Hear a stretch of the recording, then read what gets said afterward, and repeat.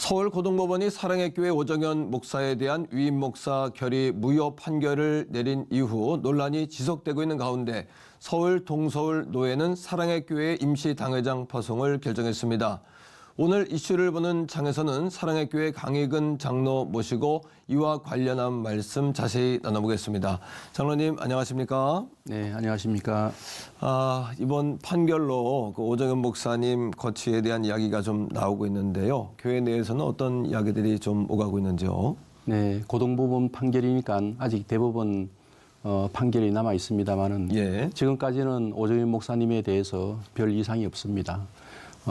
사랑교회 모든 당회원들과 모든 성도님들은 여전히 오정현 목사님을 전적으로 신뢰하고 있고 앞으로의 모든 사역도 함께 동력하며 하나님 주시는 모든 사역을 잘 감당하려고 하고 있습니다. 그렇군요. 하지만 그 지난 17일이었죠. 그 동서울 노회에서 임시 당회장 파견을 결정한 걸로 알고 있거든요.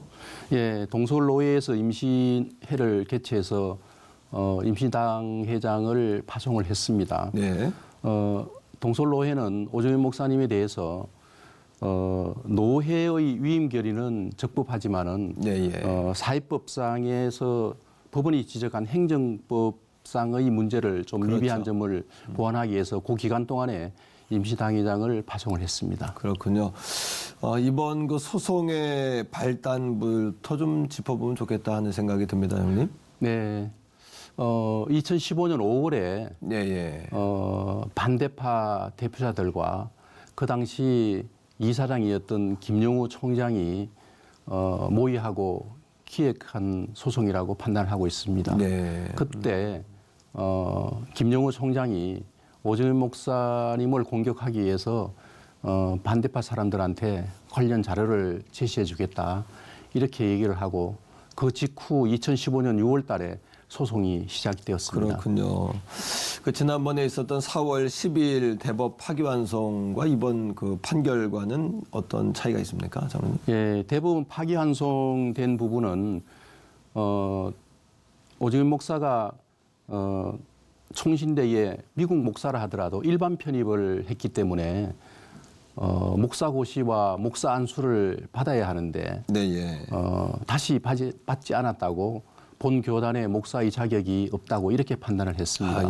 그렇군요. 그 고법 심리 과정에서 이 내용을 뒤엎을 만한 충분한 증거와 증거 자료를 다 제출을 했습니다. 그럼에도 불구하고 고등법원은 대법원이 파기환송한 그 내용을 그대로 나열하는 형태로 판결을 했기 때문에 판결이 대법원 판결이나 고등법원 판결이나 별 차이가 없습니다.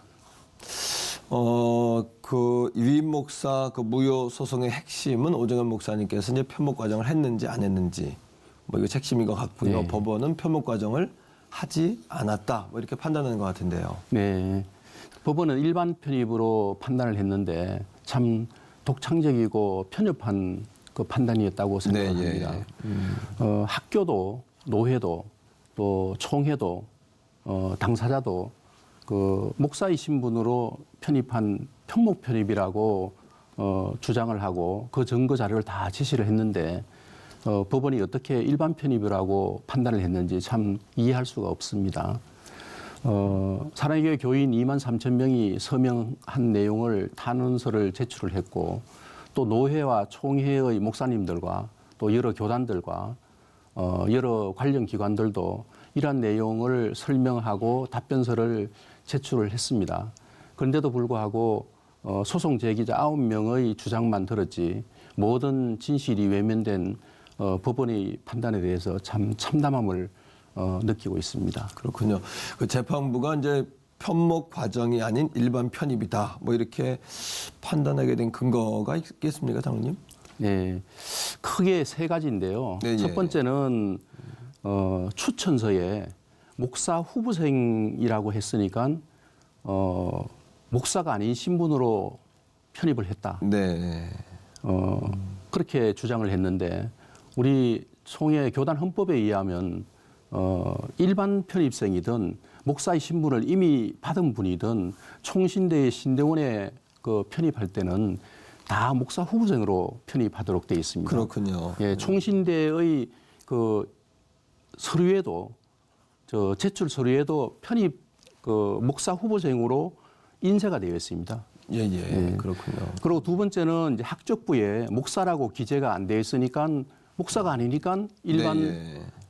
학생으로 편입한 거 아니냐 이렇게 주장을 하고 있는데 그 학교에 이거는 학교가 학적부를 기재를 잘못한 내용입니다. 네, 예.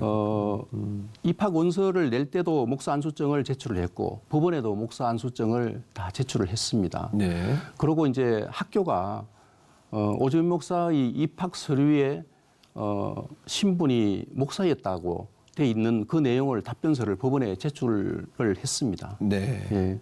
그리고 세 번째는 학적부에 그 편목 과정으로 안 되어 있다는 거거든요.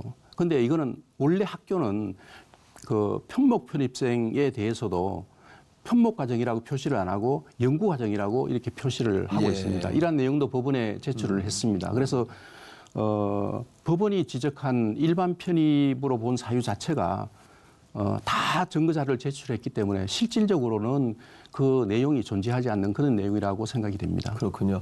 근데 목사 안수, 목사 자격에 대한 어떤 기준에 대한 심사는 노회에서 하지 않습니까? 네, 그렇습니다.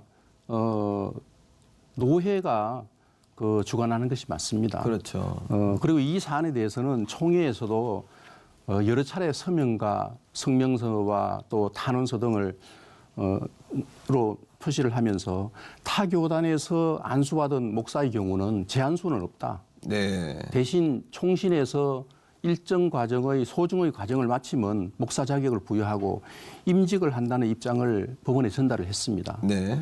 그리고 지난 9월 103차 교단 총회에서는 이 내용을 만장일치로 가결까지도 했습니다. 그렇군요. 예.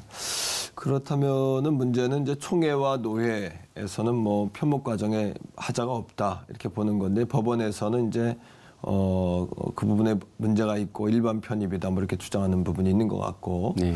그렇다면은 일반 사회법이 어떤 교회나 종교적인 특성들을 고려하지 않고 사회적인 잣대, 사회적인 법 규범을 가지고서 이 종교나 교회의 어떤 그런 교회법도 이렇게 진행하려고 하는 것, 판단하려고 하는 게 아닌가, 뭐 이런 생각이 들기도 합니다. 네, 그렇습니다. 법원의 판결은 헌법 20조에 모든 국민은 종교의 자유를 가진다. 그렇죠. 이런 조항에 예. 상당히 위반한 그런 사항으로 지적을 받고 있습니다. 네. 사법부가 종교단체 내의 결정에 개입하는 현실이 참 안타깝습니다. 적어도 국민의 기본권인 종교의 자유를 조금이라도 인정을 한다 그러면 이러한 판결이 나올 수 없다고 그렇게 생각을 하고 있습니다. 그렇죠. 이번 판결이 그 대법원에서 받아들여지게 되면 오정현 목사님처럼 그런 비슷한 과정을 통해 이제 목회자가 되신 분들이 많지 않습니까? 네. 그런 분들도 다 어려움을 겪게 되지 않을까, 소송에 휘말리지 않을까, 뭐 이런 생각도 드는데요. 네. 먼저 대한민국 대법원이 사실에 입각해서 지혜롭고 현명한 판단을 해 주시기를 소망을 합니다. 저희들이 조사한 바로는 대한예수교 장로회 합동 교단 안에서만 해도 한 500여 명의 목회자들이 좀 문제가 생길 수가 있고 또 타교단까지 포함한다 그러면 엄청난 교육자들이 목회자들이 문제가 될 수 있을 걸로 생각이 됩니다. 네.